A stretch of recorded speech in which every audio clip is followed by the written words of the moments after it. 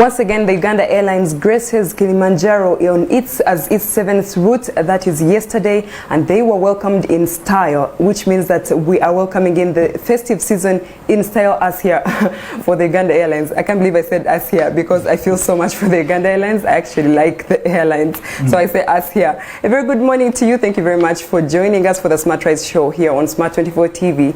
My name is Viola Kusasia. My name is Hakiim Wampamba. Indeed, a very good morning to you from wherever you're watching. Thank you so much for always making a date with us and always ensuring that you wake up with the best morning business show in the country where we take you further. But also, Viola, should the National Social Security Fund turn into a pension scheme? We weigh in on that as the experts say, and they continue to give us their notion about what should exactly be done for the National Social Security Fund to see that all the people in the country become so much happy about the same. And of course, the Minister of Education has ordered schools to stop shutting out students as they do the exams, to actually let them in regardless of whether they're paid or not. What do you think about it? I just think that it is a right move in the rightful direction. We need we really need to revise the notion or the thinking about education. Education should be a public and an essential good for propelling the country towards success through increasing the human capital index. Which is maybe why we shouldn't let in private people work, because certain people think that they are doing schools for business. Did you think about that before? And maybe the minister too? And that is one of the reasons as to why we do get to believe that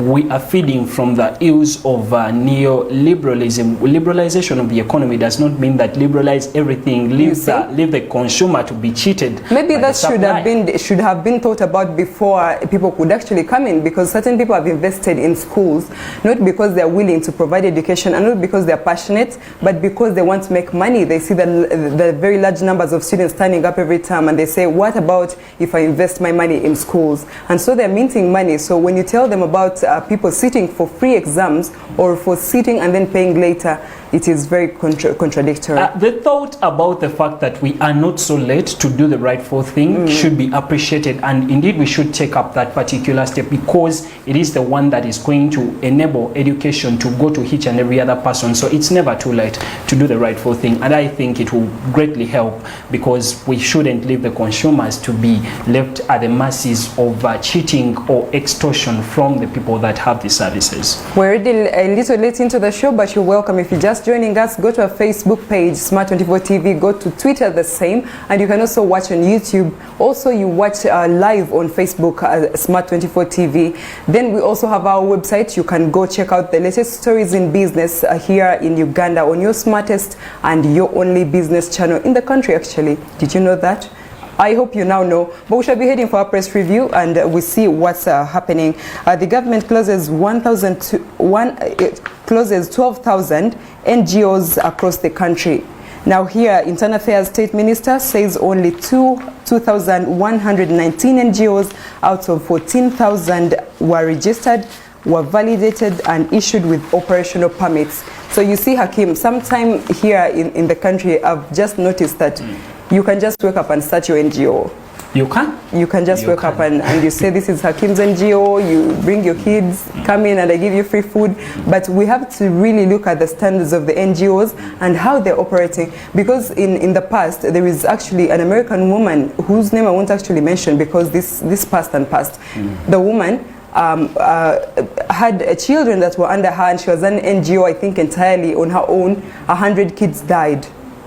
Yeah. 100 kids died, and that was in the western side of Uganda, because she was taking care of the kids, but they were under bad conditions. But she said she was an NGO, and I wondered how many people are supposed to be in an NGO, what are some of the things that have to be done. But of course, in an ambush, the government has closed most of them and left a few of them to operate, and that is just 2,000 out of 14,000 NGOs in the country. I was trying to see a number of people raise concerns over shutting down and closing, and they were not validated, and a number of people have been crying for and saying this is a political move in itself, and they've been saying that perhaps it is a move to entrench the current government. That is the sentiment that is on ground. But now we really need to weigh in on what the reality should be and what is the ideal anyway.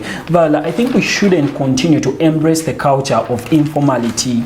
of having businesses that are not registered whatsoever. They do not pay taxes, because it comes in handy with the non-government organizations. They are organizations that are really set up to serve people, but now it becomes quite hard for the government to follow up on some of the activities that they do when some of these organizations are not actually registered. So I do think the sentiment that is on ground, painting this into a political move, should change for the better, because now these organizations are set up for the people. Then we should have a specific way through which we can follow up and see what they really do for the people. That is very brilliant. But also, speaking about informality, I think that somehow Uganda has slipped into informality without exactly noticing or maybe meaning it, because our people, we were speaking in the past when I told you that our people usually have a way of twisting the law, twisting regulations to make sure they work in their favor. If they say do not use this road for maybe 4 days to come, people would find a way to pass just next to the road to make sure that they are.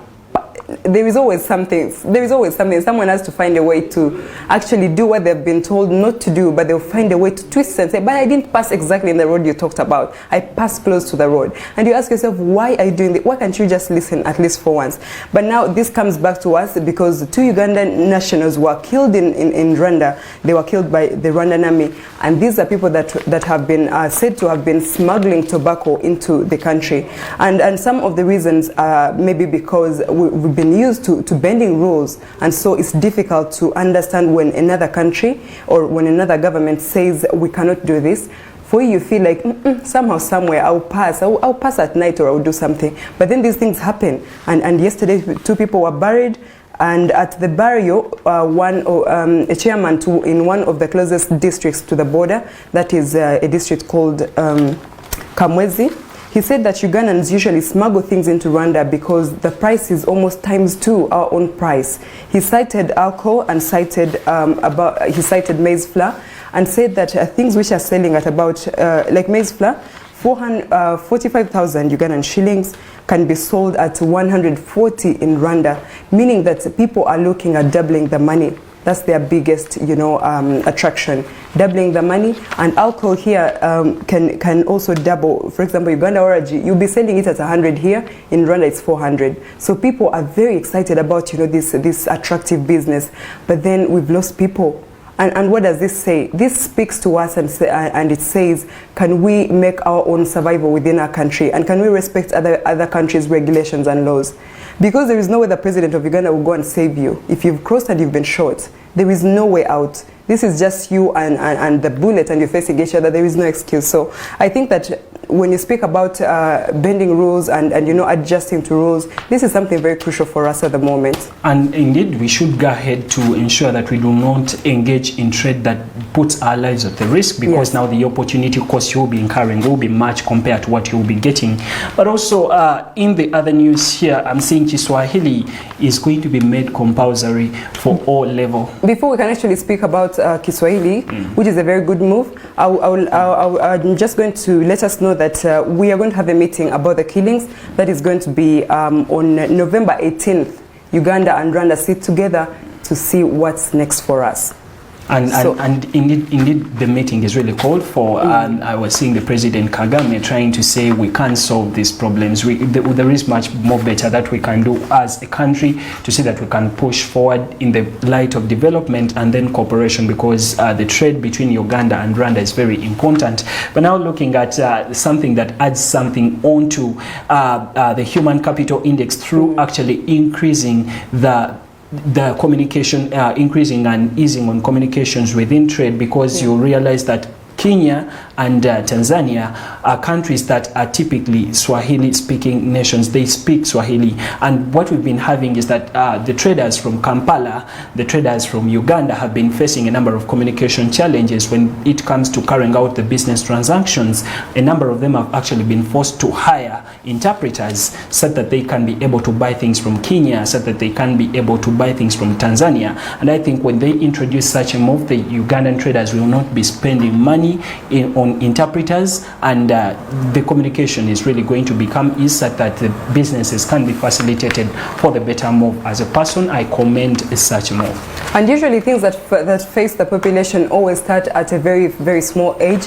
We are a young population, and what better way to help our people that are going to be our future business women and men than giving them a way to communicate. Because while Uganda and Congo sat and liaised, you know, the things that are hindering trade and things that can be done to help the trade, there was a problem of language. Congo was speaking French, Uganda was speaking English, and at some point they had to just call someone, come and try to interpret. And this person was just not good in both languages. She was good in English, a little bit more than French.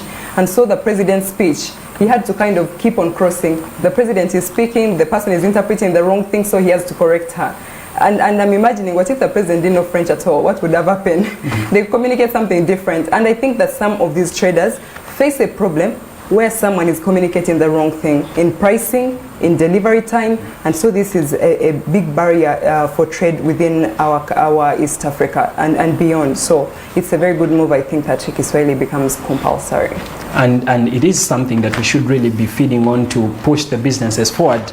But also, I'm seeing a very other big story here on the other page of the Daily Monitor, page 7. It's saying Kadaga blows whistle on 24 billion bridge fraud. She says, I have been following the matter for some time. This money was queued, and 24 billion she has gone ahead to inform the president about this. Whether she has really carried out some investigations and come up to a conclusion that the money was eaten, we shall keep the story moving. And here I see that 4 people have died in Mukono in a stone quarry, and this attracts my attention because stone quarrying is one of the biggest activities done in local areas of Uganda, in I would say upcountry areas away from the city. People make a very decent livelihood. Okay, not so decent because the work is quite hard. The means used to crush the stones not really good means, but then people are living on this, and so 4 people died in Mukono. When the place where they were getting the stones from crushed, collapsed and buried all of them, 4 of them.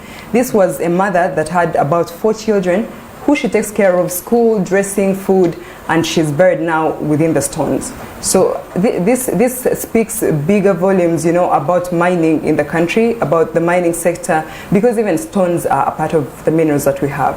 So when people are crushing stones for a living, can we maybe find a better way to have these people work in more decent means? We can have stone crushers. We can have maybe regulations within the sector to say that if you cannot afford up to these standards, maybe do not. You can try to go to some other place that already has their own better means, and you get tired than trying to do it yourself. And maybe investors need to look more into stone quarrying because it's a big thing for our roads. So many roads are being constructed in the country, and so we need the stones, but how people are extracting them is just not decent, and we have had a loss here. 4 people are dead. Looking at the International Labour Organization's regulations and what they do prescribe as a safer workplace, as a safe workplace, safety and security of the workplace that you do work in as a person should always be ensured by the people that have the power.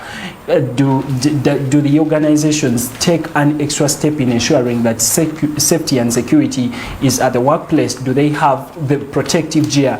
It cannot worry, or it cannot worry me right now, or it cannot surprise me to find that this lady was just under the mines or trying to mine or quash the stones with nothing as protective gear, whether a headgear, whether gumboots, but with just a hammer. So that is something that is so normal. It has become the new normal, which is something that is not so good. So safety and security of the workplaces is so good, and it costs a little bit of investment. This particular story, this particular article reminds me that this is a bigger question to unemployment, to poverty, to how sad people are living because they cannot afford certain things. This is a woman trying to take care of 4 kids. And this reminds me about yesterday, the shooting at Ginger Road, where a man came out and said he had money to give out to the public.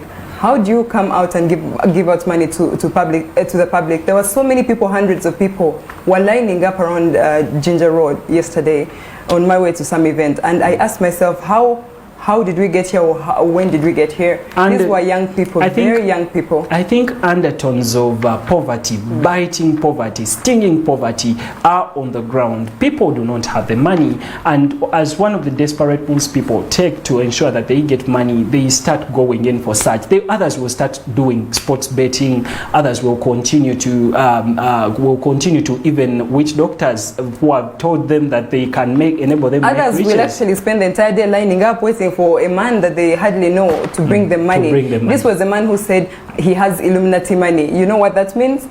Illuminati money is some sort of, yes, something people call satanic money or something like that. But then they are willing to get a note out of it, a 1,000 note, 2,000 shillings. And these are young people that could have done something for themselves. But maybe what we need to do is to redirect the money that we are giving out, redirect it into better ways. If I'm going to give you money, hand out money to you, I first sensitize you and tell you, please use the money accordingly, or I give you ideas on how to use the money. You cannot give out money and you say youth employment, and you hand over money to me. I'm maybe, I don't know what I'm doing. I'm just out of school, senior 2, I dropped out. You give me 1 million to go and start something. I don't know what to start. I have no idea. So I think that maybe while we give out this money, we need to rechannel the ways in which we hand over the money, under what circumstances. Look at Brian White. Brian White is a common name. It's a household name. Everybody knows Brian White. They may know the name and not know the person, but they know Brian White. And Brian White had a lot of money. He was throwing money all over. He would just throw money to whoever cares. But where is his money now? And I'm wondering, if this money was organized and put in a bigger project, where would some of our youth be? Where would some of our young people be? Actually, when you speak about Brian White, you remind me of Michael Ezra, who was so much famous in terms of giving out money. We've had so many people, by the way. Very many. So we can cite examples and we stop because we are just tired. But the fact of the matter is that people will always remain desperate. So what I saw in the video clips that some of you people were sharing was that I love the creativity in the Kampala boys. They were lining up around Ginger Road with shoes, with Rolex toes that are not... You see? That is actually a very good strategy. I love the positioning. If you see such chaos, carry some of your chapatis from your store, go and sell, but make sure you care about your security. If there are bullets flying, please don't go. Do not say I told you to go. It's not me. But if you know you can actually make extra money from that than running after an unknown man for free, coins, take your stuff, go sell to the people who are waiting. In case they get the money, they're handed the money, then they will buy from you. So it makes for a very good business strategy there. It really showed me that Ugandans are so entrepreneurial, so creative, and very, very, and they are not snitches actually. They are very creative. It makes so much sense. It makes so much sense. It's very, amazing that people can think in the shortest possible time to run with their products to that chaos and sell. So why don't we do this daily? Why don't we think about this kind of thing daily? Try to think of something new every time you come out of your bed. If you're just watching right now, get out of there and think of what you can do to make your life better. Because coming up with a stall in less than 5 minutes, it shows you that if you're doing that the rest of your life, for every 5 minutes you have something new coming up, you're thinking of something new, you'd be very far. But we tend to think at that moment when there is a crisis better than we do daily when we are comfortable. So let's challenge ourselves and think harder. All right, now another story here talks about, should the National Social Security Fund pay monthly pensions? So according to the proposed amendment, it seeks to expand the benefits that are available to the members, as well as encourage the voluntary contributions above 5% from the workers. What we've been having is that the workers have been contributing voluntarily. If at all you're not a compulsory NSSF member, if you're not under formal employment and you can have your employer pay NSSF for you, you've been contributing money for, if you choose to, because it is so voluntary. But the percentage of the people that have been saving voluntarily is just 5%. And why is it 5%? Because of the entire working population.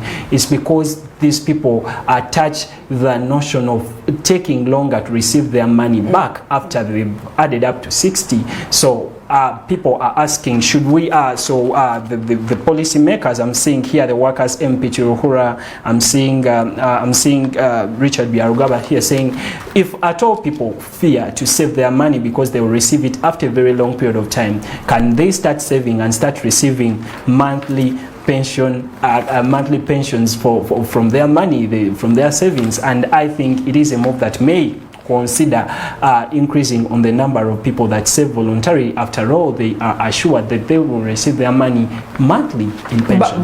But is it about the number of people that are saving, or is it about the quality of service that is given to the people who are saving? It's the National Social Security Fund, Social Security. This means that your money has to have meaning. It has to have value.